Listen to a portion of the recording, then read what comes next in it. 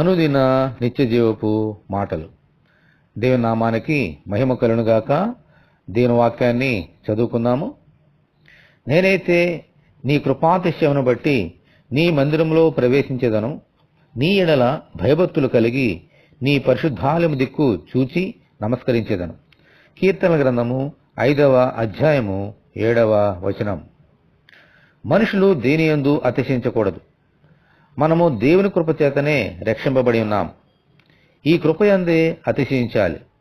ఈ కృపను బట్టి దేవుని మందిరంలోనికి వెళ్లి ఆయన యందు భయభక్తులు నిలిపి దేవుని స్తుతించాలి. పరిశుద్ధ ఆలయం తట్టు తిరిగి ప్రార్థన చేసుకోవాలి. ప్రభువా, ఈరోజు మీ మందిరానికి రప్పించి ఆత్మలో సత్యములో ఆరాధించినట్లు అనుగ్రహించమని ప్రార్థన చేసుకుందాము. ప్రభువా, మీ కొందనాలు.